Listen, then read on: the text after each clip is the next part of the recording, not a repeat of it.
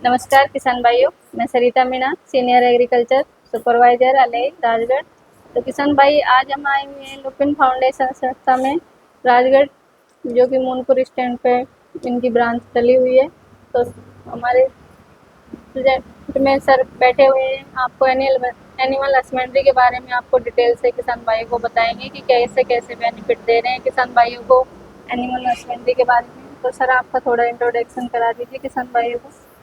नमस्कार किसान भाइयों, मैं सतीश सैनी, टेक्निकल ऑफिसर पशुपालन, लुपिन फाउंडेशन राजगढ़। जैसा कि सबसे पहले तो मैं मैडम मीना जी का बहुत बहुत धन्यवाद ज्ञापित करता हूं कि इन्होंने मुझे इसके लिए काबिल समझा कि आप लोग किसान भाइयों से चर्चा करें, इस मैटर में कुछ बताएं।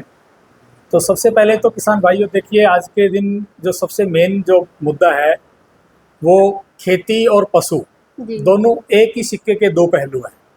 जब आप एक अच्छे कृषक हैं, अच्छे किसान हैं, एक अच्छे खेती करने वाले हैं, तो उसके साथ साथ कहीं ना कहीं आप पशुपालन से भी जुड़े हुए हैं, क्योंकि आपके पास चारा है, आपके पास पशुओं को चराने के लिए दाना है, ये सब चीज़ें उपलब्ध हैं, तो आपके पास पशुधन भी जरूर होगा।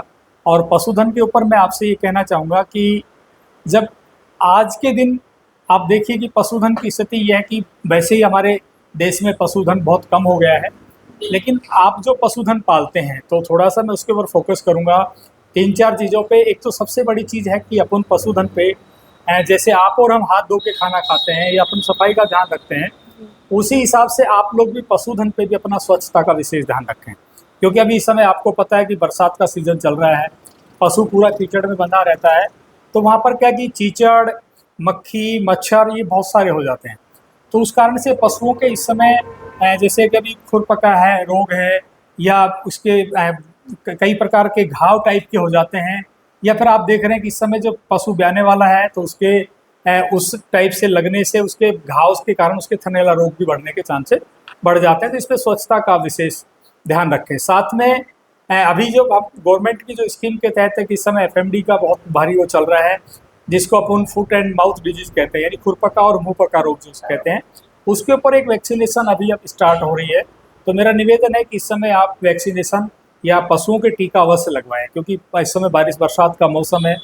और मेन जो बात है कि पशुओं को आप जो दे रहे हैं वो एक बैलेंसिंग डाइट, पशुओं को जैसे आप और हम खाते हैं उसी हिसाब से पशुओं को भी आप बैलेंसिंग डाइट दें, जिससे कि उनके दूध में उत्पादकता बहुत बड़ी मेन महत्वपूर्ण है। और दूसरी मेन मुद्दा है कि आप पशुओं को, शायद मैं देखता हूँ राजगढ़ में कि लोग पशुओं को नमक नहीं खिलाते हैं। तो मेरा निवेदन है कि आप पशुओं को 50 ग्राम नमक आप प्रत्येक पशु को दिन में एक बार कम से कम उसको बांटे में खिलाएं, या उसमें हरे चारे के ऊपर डाल दें, या जो आप उसके ऊपर और कुछ खिला रहे हैं पाउडर वगैरह आटे का या इस प्रकार का दलिया खिला रहे हैं, उसमें आप पशुओं को नमक अवश्य खिलाएं। साथ में पशुओं का जो पानी की जो टंकी है उसको पूरा आप साफ रखें हैं।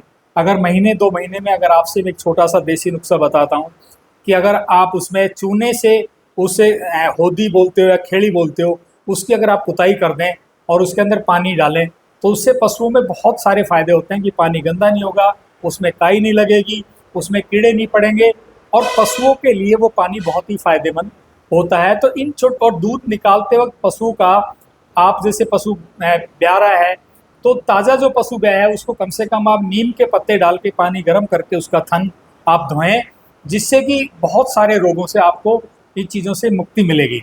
साथ में मेरा एक निवेदन और है कि पशुपालन के ऊपर छोटी छोटी चीज़ों अगर आप ध्यान देंगे तो निश्चित तौर पर है कि आपका दूध तो बढ़ेगा, साथ में आपका पशु भी निरोगी रहेगा।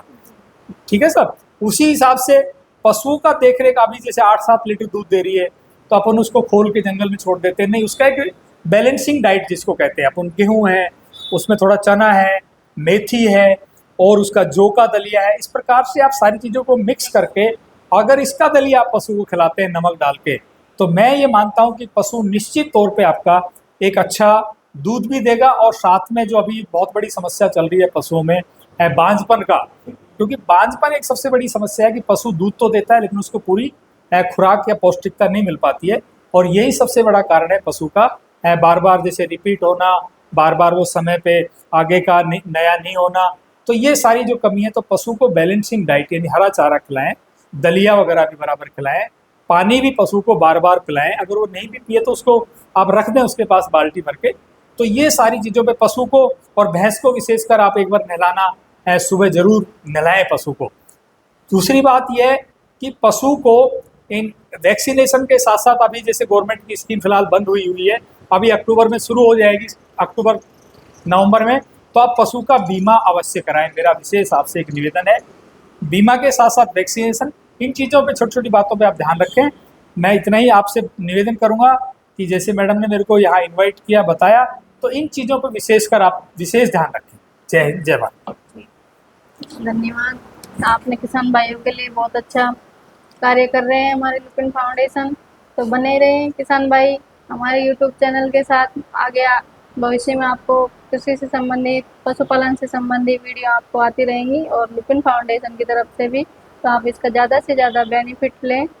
धन्यवाद।